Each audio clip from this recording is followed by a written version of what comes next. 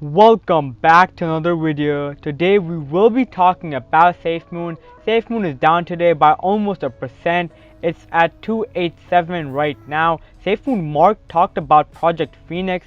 Papa talked about if the government would get involved if SafeMoon does hit its price targets. Papa also talked about the exchange, blockchain, wallet, and so much more. There's so much we need to go over, and before we get into everything, please hit the like button and subscribe. Also turn on post notifications so you don't miss another video. To start off, I wanted to look at the price. SafeMoon is down today by 1%. It's at 287 right now. I believe most of the movements are because of the whales. This time all the whales bought the dip except one whale. Only whale number 17 sold 4.3 billion SafeMoon today. Overall, the whales are up today by almost 1 billion. Sean said this today on Twitter. This is what the SafeMoon evolution looks like in a picture. If we look at the image, we can see that it says the evolution, and it starts off with the SafeMoon token, then the SafeMoon bridges, the SafeMoon wallet, then comes the blockchain, after that the exchange, and then the tokenomics ecosystem. Then SafeMoon to the moon. This shows the whole process. One thing is, Sean shows us that the blockchain will come before the exchange. Many of us were confused if the blockchain or the exchange would come first, but in the image Sean shows us that it looks like the blockchain would come. SafeMoon Mark was on Discord and someone asked them, any chance you could clear up whether the blockchain or the exchange is coming first?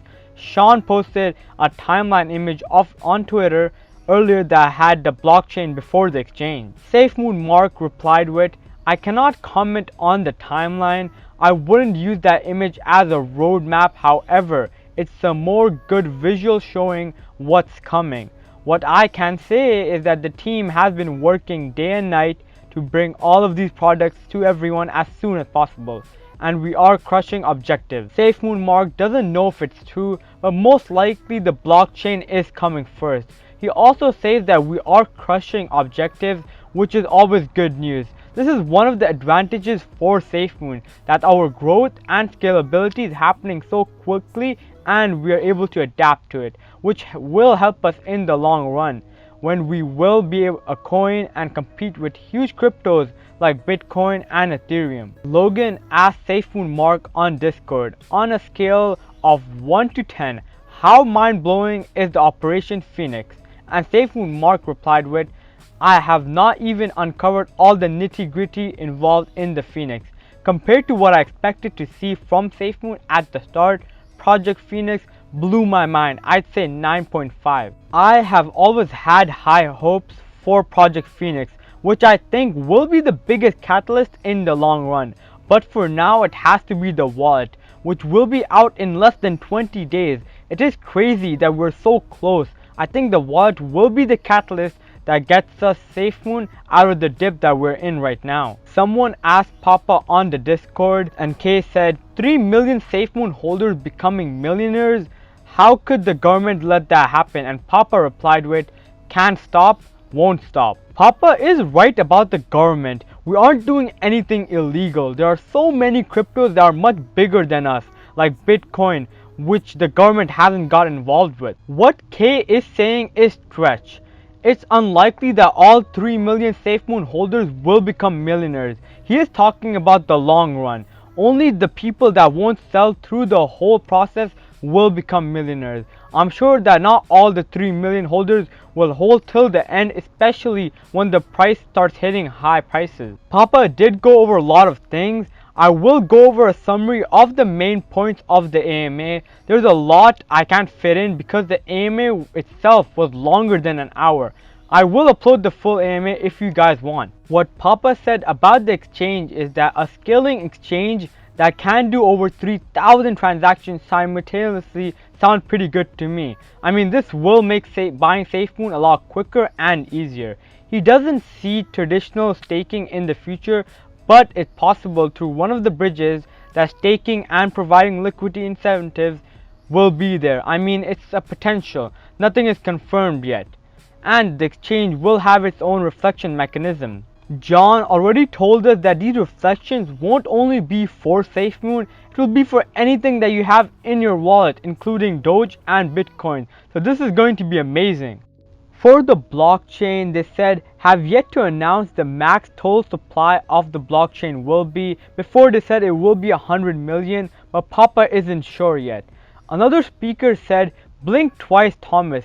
If the exchange is a lot closer than we think it is, and it might coincide sooner than we think with the wallet.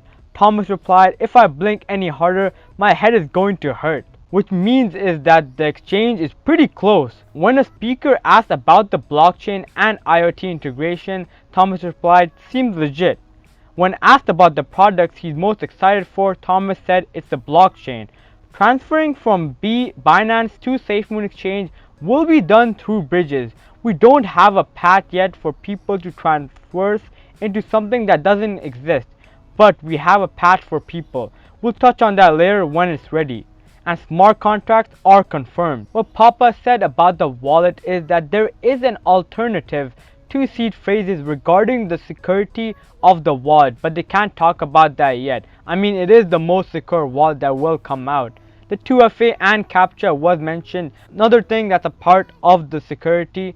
And Papa said there are discussions around using seed phrases to allow people to import their wallets, but that kind of conflicts with our messaging in a way that we aren't going to ask you for that. Providing the form for people to submit this, there could be a way that we could display what's going on inside the app while you're submitting the data, like little checks and stuff. They have hinted at different partnerships they have, especially regarding encryption, that the wallet will make SafeMoon more accessible to a lot more people. When asked what gives us a competitive advantage, Thomas said, we're going to have by far the most security in our wallet than any other wallet on the market today, just verifiably. And then he laughed. It's a little silly about the amount of encryption we're putting on top of encrypted keys.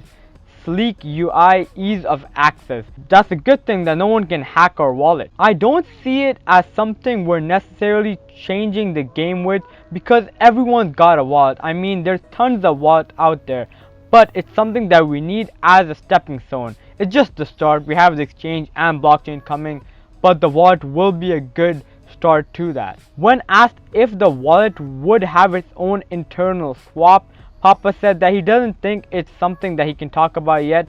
I think it will later on, but obviously he can't tell us anything about that yet. There is a chance for a lot of the features not to be there in a V1 of the wallet, but they are shooting for it, and it can be done close to the launch as possible. When asked about the standards for other cryptos to go through the wallet, Papa said that he can't talk about it because it's out of his scope.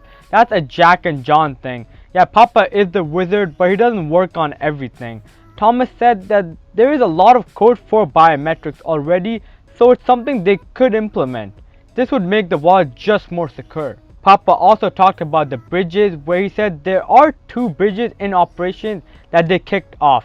There's another bridge that someone else did, and we have 3 more networks on deck with 1 vendor. When asked if more bridges will be available in the near future, Papa confirmed that. And when he was asked about mesh networks, Thomas replied with, for us specifically within the SafeMoon context, mesh networks are interesting, but they don't really help us with the stage that we're at. I hope that helps. I'm trying not to be too cryptic. I mean, mesh networks is more of a future thing and in the long run of SafeMoon. In the pancake swap liquidity, when asked why transactioning liquidity from the first version to the second version was such a long process, Thomas said, we're constantly generating liquidity on the first version. It's hard-coded in the contract, so we're moving that over time. That'll be ongoing forever. I'm sorry, it's going to be ongoing until it's automated. The other part of the issue is that we have a lot of locked liquidity on the first volume through DX sale. We're in the discussions with them and trying to work things out. So ideally we'll be able to migrate the rest of what's locked in DX sale. We'll do that, or DX locker, sorry, they have a lot of products. I mean, it's in the contract, so it will take a bunch of time, but slowly but surely this will happen. About the reflections, Papa said that he doesn't see a situation where all the exchanges could be connected to get reflections to reflect that. I mean, this is a pretty big thing, so I don't think so all exchanges will be down to do that. About the token consolation, Papa did say so many parts of that are under heavy discussion, that when we transaction anywhere, what's that going to look like? How is it going to impede the flow of SafeMoon? What does that mean for us in 5 to 10 years down the line? We're not trying to back ourselves into a nasty situation, so we're trying to think of every horrible thing that could go wrong and immigrating those or bypassing those by design. They're making sure that we don't mess up and tokens do not consolidate. I mean, we have the burn and the reflections to stop that anyways. About the Gambia and other markets, when asked if they are currently looking at other markets, Thomas replied, "We are definitely focused on our goals. I think that once we achieve that, we'll start looking at other places, but for now, we're fairly hyper-focused on what we have announced." For the Harmony Bridge that was made in the weekend on the slight mention, it was a little difficult to hear what he was saying 100%, but he thinks that they're great. And Papa thinks that for now, they can't say much about it and it will come. But he said that they'll cover it more later. Papa also talked about the Miami event. They went out there with zero preparation, but they had most people come to their booth. And Papa was almost kidnapped on his way out of town after that, which is like actually serious. I mean, it's good that Papa got out of that situation because we need Papa. We had the CEO from Manadel, the first NFT artist and the NFT car artist, Dan DeBeck. Tama was there too.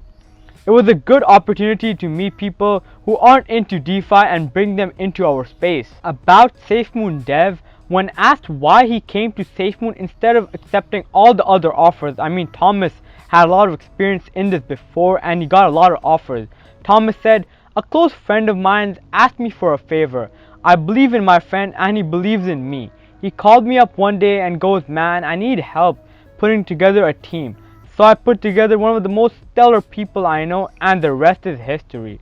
When asked about SafeMoon Dev and if he's someone famous, Thomas said, "I guess he's famous now, but he's just a regular guy. We were learning how to launch contracts on Binance. We started this thing with no expectations, and I think that's where a lot of things in crypto really come out and really shine, where you don't have expectations." This wrapped up some of the main points of the AMA Papa did. This wasn't everything, but it was a lot of it. SafeMoon is down today by 1%. We have less than 20 days till the release of the wallet, so I'm really excited for that. SafeMoon is at a really cheap price right now, and I think when the wallet is released, it'll only go up after that. Hopefully you guys did find this video helpful, and if you did, please hit the like button and subscribe. Also turn on post notifications so you don't miss another video. Comment down below if you do want me to go over any other coin or stock. This is all for today and I'll see you guys in the next one. Peace.